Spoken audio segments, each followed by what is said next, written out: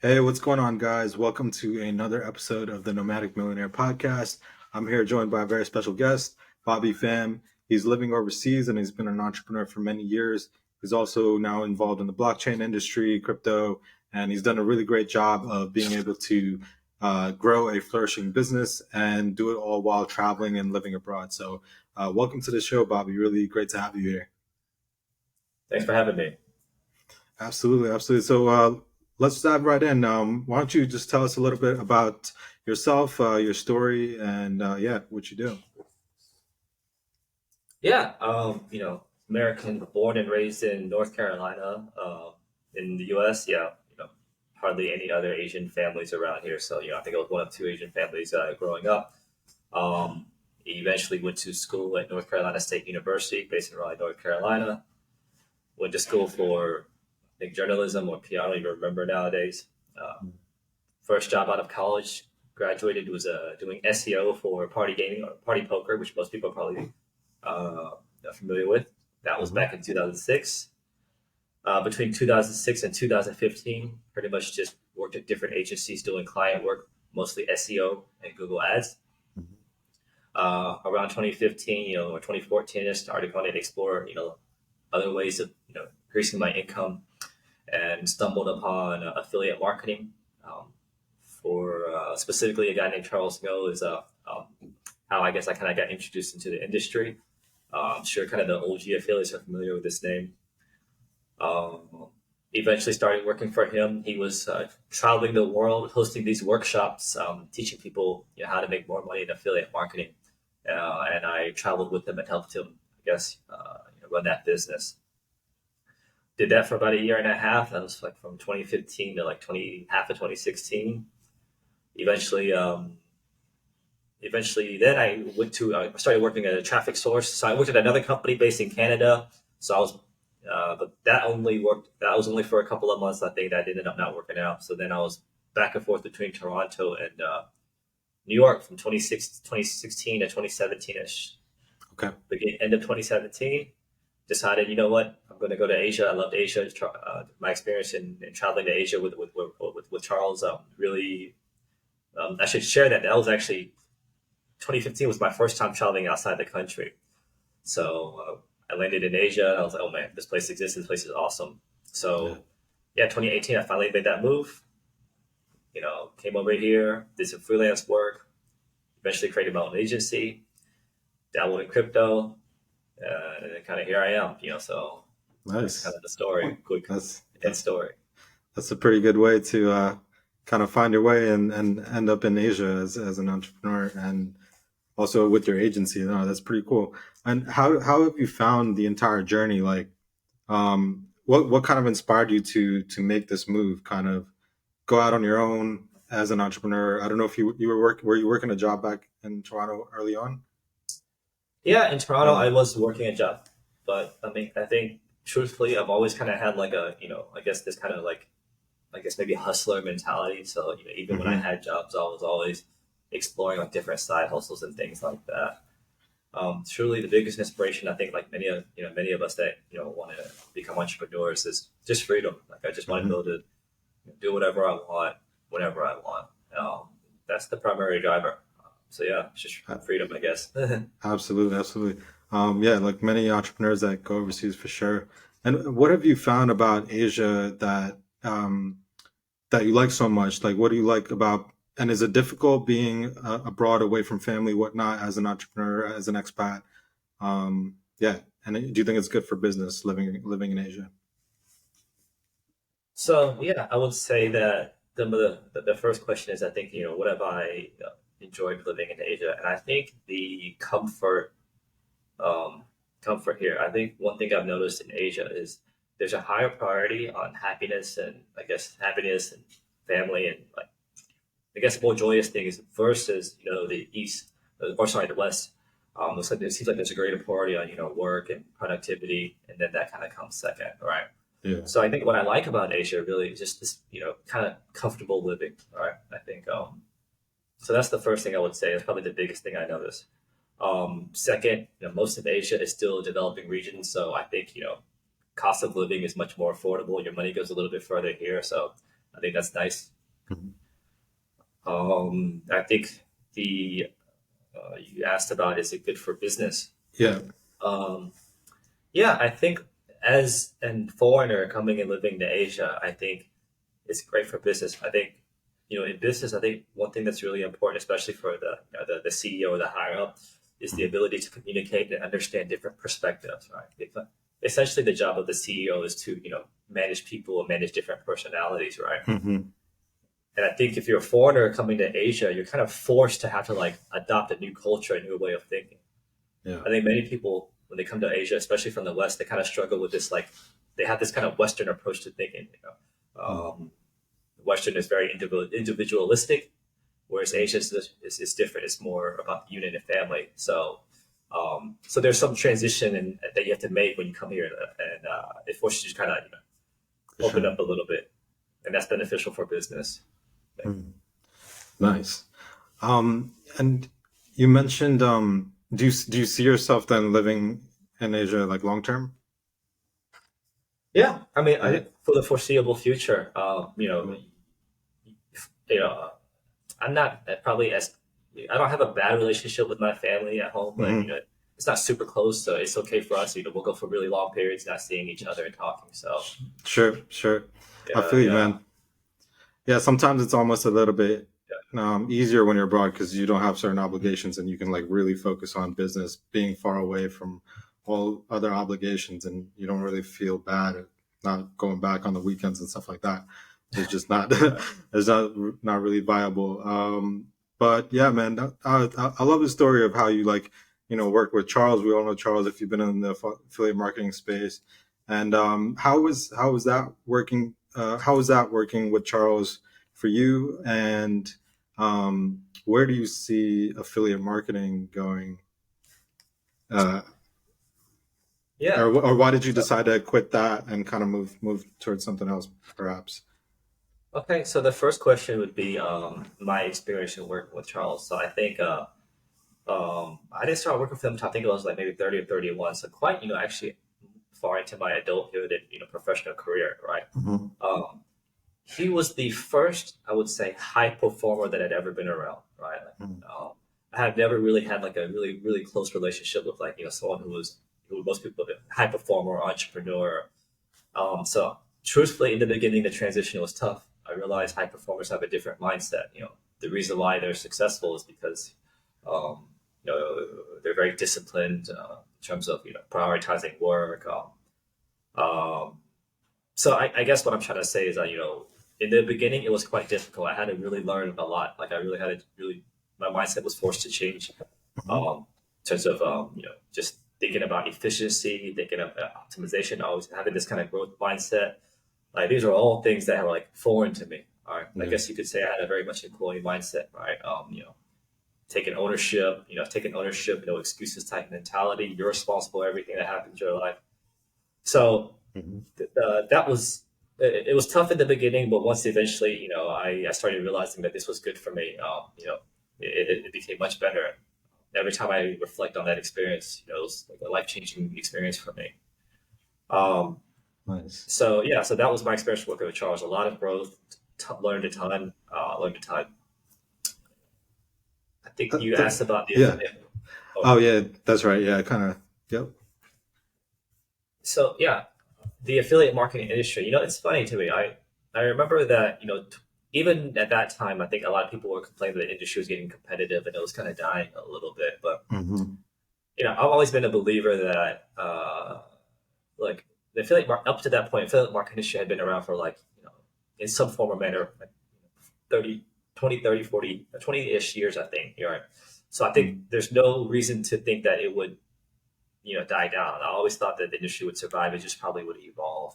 And truthfully, to this day, I meet people. There's some people in my circle that are still running traffic, Yeah. CPA offers, gray hat, black hat. So, Hmm. in fact, it was good for them because all the competition left. So, It's true. yeah, No, it's yeah, yeah. It's I don't. In fact, it just seems like it's getting bigger and more people are getting involved, and it's becoming a bit more mainstream now, which is interesting because when we were doing it, it was a little bit, yeah, not many people yeah. knew about it. So, And also, yeah, I like the fact that you mentioned sometimes you do learn a lot from just working in a company and working around high performers. It's just it gives you a different perspective and allows you to grow at a much more rapid pace than perhaps someone would on their own. So Yeah, I'm sure it was like a valuable, experience for you. for sure. Um, So and now you've kind of stepped more into you have your own marketing agency, right? And are you consulting? Or are you working with like for another company? Yeah, I mean, we are in digital marketing. Our specialties are mostly organic growth, so SEO, now stepping into organic social. Hmm. But ultimately, if you need help with growth marketing, particularly utilizing digital means, we can help you. Hmm. So yeah, the niches that we've I think had the most success with is CBD, marijuana, working in crypto, gambling, some adult hair. So all the niches that are what's the word, taboo niches, or I don't Taboo know how to niches, describe. yeah. Right, Yeah, right. yeah. So yeah, those are a lot of the niches we end up working with. Most of the Hmm. clients come through referrals of people within our circle. So I so that's see. where most of my energy is actually spent nowadays. Is really trying to systemize and scale this agency. Gotcha, gotcha. And are you primarily focused on SEO, like a wide variety? Yeah, I mean, I would say that SEO is probably at the end of the anything Google is our Hmm. bread and butter. Okay. But one thing we're certainly trying to prioritize is organic social. Mm. So that's a big focus for us right now for the next probably years. Really trying to get good at that. Nice. No, that's really cool. And are you doing anything with crypto right now in terms of are you I mean just yeah, spotting your yeah, LinkedIn. I thought you might be working with some crypto companies, but I'm not sure if that's in the Yeah, bag currently or if you want to yeah. talk So about I it. Yeah. like a couple of years ago, like during like I got into crypto towards the beginning of 2018, pretty much at the end of that Hmm. bull run. Just as a casual investor, pretty much as simple as buy Bitcoin, buy Ethereum, buy this coin. Like, all right, sounds like great. Just follow my friends, Yeah. right? So yeah, obviously it crashed, so that didn't work out. But then in mid 2019, or I think it was 20, or early 2020, I started getting involved again because one of my friends in Bangkok offered me an opportunity to get in early on some projects, specifically those Polkadot specifically. Nice. So he offered some allocation, so that got me back in the game. We all know what Polkadot did, so that Hmm. worked out. And for 20, I was so the bull run in the bull in what 2020 to 21 or 2019 Hmm. to 2021, I guess. I was able to benefit from that. It makes like everyone first bull run, so I made a lot, but blew a lot of it. So, Yeah. but as I was a casual, so I was mostly just a casual investor, and then whatever other miscellaneous opportunities you can make in crypto, like DeFi or you know ICO or launching or participating in ICOs, just whatever would make money in crypto is kind of what I was doing. Hmm. And then I reflected and I realized I was questioning what would be the greatest opportunity within crypto. Hmm. And I thought that if I joined an existing company and probably get some early, I guess some allocation, some coins, that would probably I thought that would be like the max potential earnings. Cardia chain, um, uh, my girlfriend at the time, she was close to some of the founders of that project here. Hmm. So they made a connection. I saw that they needed some marketing help. I worked with them for free for a couple of months to try to earn their trust. They liked the Nice. work, so eventually they brought me on to CMO. Nice. So we did that for about a year and a half, about a year and a half, I think, Hmm. which was really insightful. That taught me a lot about the blockchain and crypto industry. Um, Yeah. but like many companies during the bear market, kind of put some Hmm. stresses on the company. So there was like some change, and unfortunately, I'm not as active with them. I'm not that active with them anymore. We still have a Sure. relationship, but not super active. So mostly just focusing on the agency now while casually investing. While Okay. I think the market is picking up, so we're starting to take a look at it a little bit more now. But Yeah. that's my involvement with crypto now. Okay. Cool, cool. Oh, also great that you were able to get that inside experience with like a fast growing like crypto startup. I'm sure like crypto's crazy Oh yeah, enough as it is, but to see it from the inside must be like a whole nother level. Um, oh yeah, right. So, and yeah, it's been a bear market. So I can imagine it's not, a lot of companies are not, really spending a lot of money and doing a lot of hires right now for sure. But hopefully things turn around soon. But yeah, no, it's pretty cool with your agency. Um, you've been able to grow it and kind of expand it, and also consult in various uh, niches. I wanted to ask you. I do see like on your stories. How do you? I see you putting a lot of focus on fitness and stuff lately. How do you see that as like an entrepreneur, especially living overseas? Like, do you find yourself getting into your routine and yeah, keep yourself motivated to do that? yeah. So in terms of activity, like I'm not a big believer, or I would say I'm not a big believer. I guess the more accurately, I've always had trouble establishing routines. Mhm. Instead, I find it easier to just kind of like make it like I have it like part of my identity, much like you wake up, brush your teeth every day, right? So that's how I approach, I guess, fitness and being active. You know, the real driver behind it is, quite superficial, truthfully. When I was in the West, in the US, and like any young aspiring Mhm. entrepreneur, I wanted to eventually have some success with women, right? But I'm competing Yeah. with all these like much taller, attractive looking guys. So I was like, well, I guess maybe I should at least like look good, at least, work out. Maybe that'll help. So that was the primary driver for me, becoming active. It's just wanting to look good, right? Wanting to, just look good and be proud if I happen to take my shirt off. Mhm. But eventually it turned into, you know, over time it just became part of me. Like I prioritized it so much, it just became like my identity. Like I guess if I skip like a 1 or 2 workout, if I skip 2 or 3 days of workouts, in my head I have this fear that I'm getting overweight or not looking good. So that really drives me. So you know, yeah, there's no routine. I just it's just part of who I am, and I feel like if I'm not in the gym or not doing some type of activity a couple of times, at least 4 or 5 times a week, I'm Yeah. gonna turn into this like sloppy looking guy, and my friends will judge me, and the world will judge me. So that's what drives me. Um, Nice. but yeah, Okay. it works in your favor in Asia because if you are somewhat active, if you have just like some decent level of fitness and look okay, it's certainly I think an edge for guys. I would say because most Asian people don't really prioritize fitness. So when they hear you going to the gym 2 to 3 times a week, they're like, "Oh man, that's so much activity, and you look great." Yeah. So I think in terms of being active in Asia, I think that's Nice. it'll go further in Asia. I would say. You automatically stand out a little bit, right? Mm-hmm. Nice. Nice. Interesting. Yeah, no, that's great. I think it's a lot of people's main motivations is to look good for dating or whatever. That's primarily why most people do it, I would imagine. But yeah, no, it also is nice to be able to get to a point where it's become a routine and it doesn't take that much willpower. Um, yeah. With that said, I did mean to ask you something about crypto. Where do you see it going? Where do you see projects like Cardia Chain going?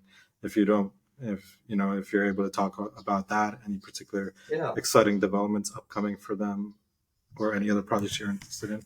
Well, so my perspective in the blockchain and crypto space is I think that, you know, I think anytime there's a new industry that arrives, like the first thing is one of the first, the reason why they always call it, they always say it's still the wild, wild west. Any new Mm, industry, this is actually what I learned about in affiliate marketing world, or specifically from black hats. mm, Black hatters is they tend to be like the first movers into like I don't know how to describe this, but ultimately what I'm trying to say is like when there's a new industry, the black hatters will go jump into it and figure out how to take advantage of it really quickly. Like they're going to break all the rules. They're going to take advantage of the fact that no one knows what they're doing, and they're going to monetize that, right? mhm. And Yep. then, but this isn't sustainable. Like you can't scam people forever, right? No, Right? yeah, I feel you. Eventually, Yeah. yeah, right. So I think that's what I'm seeing in crypto, right? Like it's still very much the wild, wild west, but the trend that I'm seeing is it's certainly trying to become more user friendly, less technical, trying to have a wider appeal, more, less, I guess, more regulation, less scam in the industry. I think that's where the opportunity is right? Like come into the industry and make it make it I guess safer or Mhm. right. Yeah, I'm having trouble articulating this, but I think you can kind of feel what I'm trying to say here, Yeah. and that's where I saw the industry heading. Right, like as Mhm. I was towards the end of my experience with Cardia Chain, everyone that I was talking to, working with, there was a great priority in trying to be transparent, trying to have a good relationship, um, focusing on truly helping each other out, Mhm. and yeah. So that's why I would say that's kind of where I see the crypto industry heading is really you know just more transparency and trust within the industry was my perspective of it. Those are great. Those are great to see. So it seems like the industry is kind of maturing, and people are looking for. It might even be better to just like buy long-term projects that are going to be solid in the long run, rather than chasing the latest meme coin. That might get rugged. I mean, that might make you Yeah, a few quick bucks, but nice to see that it's moving in that direction. Um, yeah, for sure. nice. And can you explain maybe like what other are there any specific projects you might be looking at to invest? Like I know in 2019 you had a nice and with Polkadot. Do you have any favorite projects coming up? Um, I think there are some personally that I don't think I could say out loud, but I Sure. would say, yeah, but I will say in terms of like, in terms of, longer term, like my personal, like, picks, or the projects that I personally like, I approach investing with a simple mindset. I just look at who has a lot of money and who has a lot of influence with, regulators, right? Mhm. Because I think once you have those on your side, it's quite difficult to lose, Yeah. right? And, Yeah. I know that there's a lot of probably, different mixed feelings about Binance, but to me, being Binance is, having some BNB is probably likely, a good long term hold. Um, like they're just too far in the game. They have too much cash. I actually believe CZ's a much better guy than probably a lot of people think. I've had some engagement with him, and I think he's a good he's a I guess like a hero or supporter. He's a good face of the industry. I think. Mhm. Um, so for everyone that's wanting to jump in and test the waters, for sure buy some Bitcoin, for sure buy some Ethereum, and I think it would be okay to add some BNB to that as well. Nice. So Nice. yeah, Yeah, but BNB seems to be like, yeah, pretty solid choice. And then, yeah, like you said, they're so far ahead in the game. Even though they're getting a lot of attacks right now by a lot of different governments, they seem to not be able to be taken down, at least not yet. So um, we'll see where that journey goes. But yeah, for I sure. met CZ in Abu Dhabi. Stand up seems like a super stand up guy. He's always, very Yeah. at least publicly transparent. So yeah, we'll see where Mhm. that goes. Mhm. Awesome. And do you see the bull run? Like, do you think it's like a mini bull run, or you think we're going to go back down and then the proper bull run starts, sometime mid 2024? You know, I think that we are going to go bullish quicker than people think.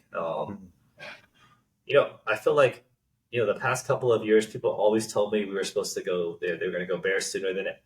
I guess it seemed like all the stuff that people told me, it seemed like it didn't happen or didn't come to fruition. Right. So when this was like, I think we're going to go bear sooner. And I think I remember people talking about going bear as soon as like mid 2021, Mhm. right? And it truthfully did. Wait, sorry, mid 2020, and Yeah. it truthfully didn't start till I think really what mid 2021 is more accurate, or I would say, or maybe second quarter 2021. Yeah. Um, Also, this major global recession, right? I think like I feel like I haven't really felt it yet, but I don't know if I'm prematurely saying this, but like everyone's been talking about this like massive recession that's coming here, and Mhm. from my perspective, I haven't really felt it yet, the impacts of it yet. Right. But so when you ask me, do you think we're going to go bull? I think that we will go bull. People think if you want me to say a certain time, I think it'll probably be as soon as Q3. I think it's Q3 of this year. Hmm. With the heat, with it really picking up probably around Q2 of next year. So Okay. those are my guesses based on what I see. I see that there's a lot of more. I see that there's a lot more friendly regulations. I think I see every time I read the news, I think I see more like more new, I guess, new laws and laws and regulations that are beneficial for the crypto industry. Is what Hmm. I'm trying to say. Interesting. So Okay. that's my perspective. Oh, that's great. I mean, it's good to see that you're seeing more beneficial because you only hear about like the scary ones. They're trying to call everything a security and stuff like that. So if we do see Yeah. that, and even Coinbase recently has decided to file in Bermuda because they felt a lot of pressure from the U.S. So, um, Yeah. so yeah, it'll So be great if we get a bull run sooner than later. I mean, it's great for everybody. But I do agree with you. Like every time they say we're going to 100K, that's like right when we crashed. And then like everyone was calling for exactly right. 12. Yeah. Everyone was calling for Yeah. 12K, and then we started going right back up as banks were collapsing. So it goes to show you Yeah. like the market is always has a way of surprising for sure, for sure. That's Yeah. Yeah.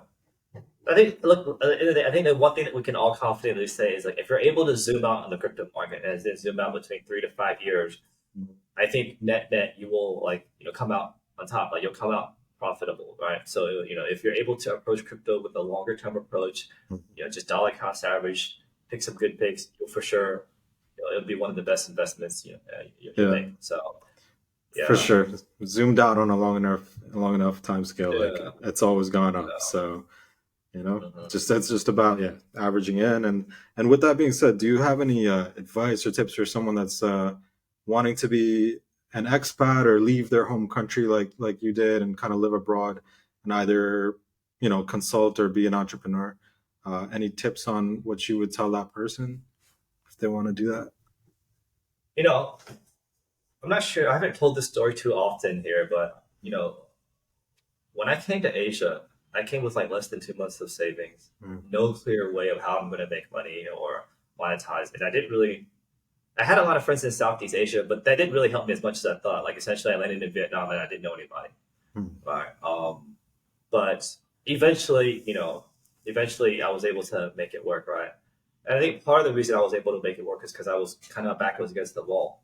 Right. Like I had to make it work, or otherwise I'd have to leave Asia and go back home or whatever I had to do. Mhm. So I think the biggest advice I want to give to people that want to, start traveling and have this digital nomadic or traveling lifestyle is simply just do it. Right. I had less than 2 months, which, I don't recommend people doing what I did. I think I have a bigger appetite for risk tolerance. But, the majority of people out there, I asked them, this is that want to, move. I asked them, do you have 6 months of savings? Right. Or can you live for 6 months to 1 year without a single additional income, any more additional income? And always the answer is almost always yes. I'm like, all right, save, go to Asia, just drop things, go to Asia, figure it out. Look at Airbnb, Mhm. just drop everything, book an Airbnb in wherever city or country you want to go, book it for 3 to 6 months or whatever you can comfortably afford, and then just figure it out. Learn the culture, learn the people, learn what it's like to travel, right? Mhm. Um, figure out how to, meet people. Through this experience, you'll eventually figure out how to make money or some money making opportunity, right? For sure. So so I think the biggest piece of advice is like don't people tend to overcomplicate way too many things, right? They try to pre-plan, and I think the best thing to do is just do it, right? Mhm. Literally, just do it. If you have enough income to survive for a year, then just do it, and you'll figure something out. And if you can't figure out how to make money within a year, then you probably shouldn't be doing this right now. All right, you can't Right. figure it. Entrepreneur is not for you, right? No, no, for So sure. that would be my advice. Okay. Yeah, Oh, that's great. No, that's fantastic advice. I think, yeah, for a lot of people, it's that biggest roadblock is just literally like buying that plane ticket and leaving the comforts of home and being in a new yeah, environment. But I think once they're there, they have most people that I know don't regret making that move. They just like the freedom of being in another country. Maybe they're geo arbitraging, taking advantage of, lower cost of living and just more opportunities in general, being able to see the world in a different way. So yeah, just I know Asia's a bit far for a lot of people if you come from the West, but it's worth that trip, I think, in a lot of ways. yeah. Just do it. Yeah, So definitely, uh, definitely. And as far as like being an entrepreneur, any tips on getting started with that? yeah, I would say the advice is also very similar. I think a lot of things people like a lot of the common I think blocks that people have in terms of entrepreneurship. I think is one income stability. Like they like I think a lot of people have this employee mindset where like as soon as income starts consistently coming in, like they start like panicking. Hmm. So the one thing they have to accept is when you embark on this entrepreneur journey, you're not going to make money. Like money doesn't come monthly or consistently, right? They come in big chunks and waves at a time, and then there's times when you don't have anything, right? Yeah. So I would say this is one is if you're considering becoming an entrepreneur, accept that this is going to happen. Like accept that you're going to have to make a lot of changes to your comfort level. You have to make a lot of changes to who you are as a character, as a person. So yeah, actually, now that I'm talking out loud, that would probably be the first thing I would advise. Is actually, the person you were before, which is this employee follow orders, that person is not ideal for an entrepreneur, right? So you have to kind of start changing who you are as a person, and then from there, I would then I think that would probably be the biggest piece of advice I would share with people is like one, like be prepared to become someone that that you're not, right? If you want to do something that you've never done, if you want to have something that you never that you don't have, you have to do things you've never done before. Is kind of what I like to say, right? So that'd probably be the big piece of advice is just prepare to change your character, be open to that. You have to be comfortable being uncomfortable, right? So you have to develop that aspect. So that's number one, first advice. Yeah. And then the second, I think most important piece is I think people always question of what they're going to do. How am I going to make money? I don't know what to do, right? And I'll just tell you, I always advise people, well, what are you doing right now to make money, right? Well, I'm a social media specialist. All right, well, just keep doing that, but for yourself, right? Like you have value. People are paying you right now to do something, so just continue to do that, but just do it for someone else, right? I think people get too caught up on like trying to figure out, how to make money. But the way I look at it is like, as long as you're giving value to someone else, right? Whether helping them grow their business or removing problems for their business, solving problems, people will pay for that, right? So just do that. If you don't know where to start, hit up your friends and say, I'll do it for free at first. If you like what I did, pay me what you think is fair. Right? It's really this simple. And I think people overcomplicate these things. So Totally. first is get comfortable being uncomfortable. Two, just do what you're doing right now. If you want to find these, do it for free for your friends, and then then ask them to pay you after. That's great advice, man. That's really hit the nail on the head for a lot of people that are struggling with how to get started and whatnot. I would say take that advice to heart for sure. And it's easier than ever now. Like literally you can just go to Upwork and start doing what you do for your job for yourself as a freelancer, as a consultant. So never been easier. Absolutely. Yeah, totally appreciate that. Is there anything you want to share with the audience or any where can they find you as we wrap up? I think that probably the biggest thing that I want to share with everyone is just I think number one is like don't overthink things. I think there's a lot of wasted energy and stress, unnecessary stress and worry by overthinking. I think at the end of the day, I think one of the messages I really want to share with everyone is like I think too many people focus on trying to like control and avoid problems and mistakes, right? But it's actually making these problems and mistakes that is the steps to to success or achieving your goals, right? Yeah. So really, people should focus instead on trying to be able to withstand the mistakes and problems, right? So develop yourself into a character that can withstand, if mistakes happen and grow from it instead. And that's what I would tell people is like, one, just focus on yourself. Don't try to control this. Try to control it this and fix this. And over time, you'll learn, you'll get better, and less of these problems will start happening. So that'll be probably the number one thing I would say. The second thing is, just try to do the right thing. Be honest, be genuine. If you notice, like across globally in all industries, one thing I'm noticing is that if you watch the Super Bowl, actually, if you guys watch the Super Bowl, if you notice that a lot of the ads and marketing was around like being genuine, creating transparency and honesty, right? I think T-Mobile had this like commercial. Hey, this is a commercial about Bradley Cooper filming a commercial for us, right? So globally, the trend here is like globally, as much negative news out there is actually globally, I would say authenticity and genuity is trending. If you look at the Gen Z audience, they're actually quite focused. Like they're better than people think. So just try to do the right thing. Be honest. Be genuine, right? And people far more respect honesty over what they may dislike, right? So ultimately, I just want to say, just be good. Just be a good person. Do the right thing, right? Be honest.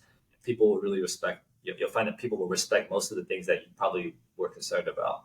Wow, I like that. I like that, man. Yeah, it's really nice to see like the shift. I think a lot of companies are now moving from, your typical like sales processes that we were used to, like, which are, they tend to be a little bit more of how can we get this person to do something, to like now shifting to just being authentic and genuine, and kind of sharing a positive message. So it's really cool to see that. Really, really great words from Bobby. Appreciate you coming on the show.